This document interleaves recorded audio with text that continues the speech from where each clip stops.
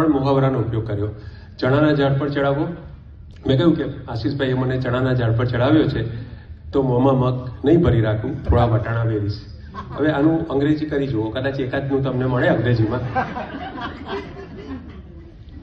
આપણી ભાષા, જો હું તમને કહું એક્ઝામ્પલ થોડા, ખાવાની જ વસ્તુઓ ખાલી, બીજી કોઈ જ નહીં. આનાથી તો શેક્યો પાપડ પણ નહીં ભાંગે.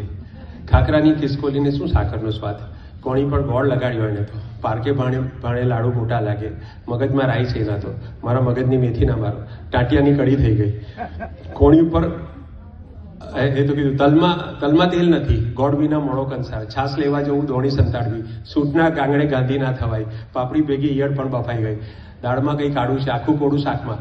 તો આ રસ્ટિકનેસ, આ સંસ્કૃતિ છે, આ ભાષા નથી. આની અંદર આખું આપણી જીવન રીતિ છે. બેને ઇતિહાસની વાત કરી, પણ પરંપરા છે આની અંદર. તો અંગ્રેજી કે બીજી ભાષા કોમ્યુનિકેશન માટે, ઇન્ફોર્મેશન માટે, નોલેજ શેરિંગ માટે અનિવાર્ય છે. અંગ્રેજી આવડવી જ જોઈએ. એનાથી ઘણું બધું આપણને નવું.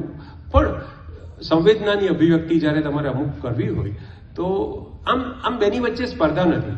આપણે અનનેસેસરીલી બેની સ્પર્ધા આ અથવા આ કરી નાખ્યું છે. જો તમને એક તફાવત કહું, માતૃભાષાઓ જગતની તમામ અને અંગ્રેજી, આ બેની વચ્ચેનો એક તફાવત મારા ધ્યાનમાં આવ્યો. અંગ્રેજીમાં તમે સૂર્ય લખવું હોય કવિતામાં, સૂર્ય વિશે, તો તમે શું લખશો? સૂર્ય વિશે તમારે લખવું છે તો કયો શબ્દ વાપરશો? સન. એનો કોઈ વિકલ્પ તમને એમ થાય કે ના, આના બદલે કંઈક જુદી જાતનો શબ્દ, સનના બદલે કંઈક બીજું વાપરવું છે, પણ એનો મિનિંગ સૂર્ય થવું જોઈએ. લોન સ્ટાર, હા, એટલે કંઈક બીજી વાત થઈ ગઈ. હા, એટલે તમે સોલાર કે સોલાસ કે કંઈક બીજો ગ્રીક કે લેટિન કશુંક લાવવું પડે.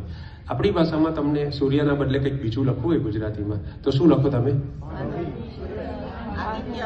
સૂરજ, રવિ, આદિત્ય, ભાનુ, દિવાકર, ભાસ્કર, હવે બોલો, સવિત, સૂર્યનારાયણ. આ તો મને પણ ખબર નથી. પદ્મબંધુ, હા મને ખબર નથી. હા, તિગ્માંશુ, ભાણ, વિભાકર, ભાસ્કર, દિનકર. બરાબર.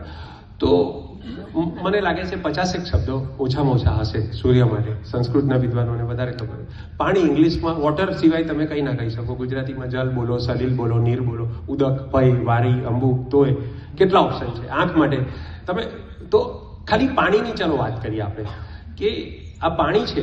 ઇંગ્લિશ ભાષામાં તમે પાણીનો કેટલી રીતે ઉપયોગ કરી શકો. ગુજરાતીમાં હું બતાવું છું કે મેં એનું પાણી માપી લીધું, મેં એને પાણી ચડાવ્યું, મેં એનું પાણી ઉતારી નાખ્યું, મેં પાણી મૂક્યું કે હવે આમ નહીં કરું, મારી મહેનત પર પાણી ફરી વળ્યું, એને જોઈને હું પાણી થઈ ગયો, મેં એને પાણીથી પાતળો કરી નાખ્યો. પાણી આવે એ પહેલાં પાળ બાંધવાની મને આદત છે. એની આગળ અપ્સરા પાણી ભરે, પાણી માંગે તો દૂધ આપે. અમારા આશીષભાઈ એવા છે, પાણી માંગો તો દૂધ આપે, દૂધ માંગો તો કંઈ ના આપે. પાણીના મૂલે આમ કર્યું, પાણીમાં રહેવું મગર સાથે રહે.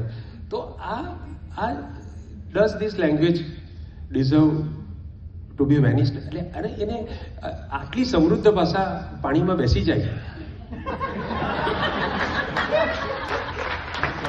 જે ભાષાના પાણીમાં આટલું પાણી હોય અને એ આપણી હયાતીમાં, આપણી આગળની 50 જનરેશનમાં કંઈ નહીં થયું, અને આપણી ઉપસ્થિતિમાં, આપણી મોજૂદગીમાં, આપણા જીવનકાળ દરમિયાન આપણે આપણી નજરે આ જોવાનું.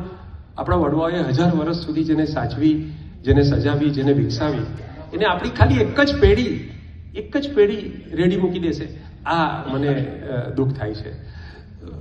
મને મુંબઈમાં એક કાકાએ કહ્યું, આ પ્રવચન આપતો હતો તો 80-82 વર્ષના કાકા ઊભા થઈ ગયા. બહુ મોડર્ન કાકા હતા, નવીન નામ હતું એમનું. તો એ નવીનભાઈ મને કહે કે તમે શું કામ ગુજરાતી ચિંતા કરો? એમ કે તો સર્વાઈવલ ઓફ ધ ફિટેસ્ટ, જે ફિટ હશે એ ટકશે. તમે શું કામ ચિંતા કરો? કે ગુજરાતીની ઉપયોગિતા નથી, હવે નથી તો નહીં ટકે એમ. તો મેં એને કીધું કે એની ઉપયોગિતા છે. અને કઈ રીતે હું કહું કે તમે સમજો છો કે ભાષા અભ્યાસનું માધ્યમ છે, અથવા ભાષા ઇન્ફોર્મેશન, કોમ્યુનિકેશન કે આ બધાનું માધ્યમ છે, લખવા બોલવાનું હથિયાર છે, પણ ભાષા એ વિચારવાનું પણ સાધન છે. ભાષા વગર આપણે વિચારી શકતા નથી. જો તમે સરખી રીતે વિચારીને સમતોલ તારણ પર નહીં આવો તો ઇમોશનલી ડિસ્ટર્બ થઈ જવાય. તો આ મને હંમેશા એમ લાગે કે ગુજરાતી, હિન્દી, સંસ્કૃત આ 3 ભાષા છે. આ 3માંથી એક ભાષા આપણા બાળકોને આવડવી જોઈએ. અમેરિકામાં છું એ સમજીને બોલું છું.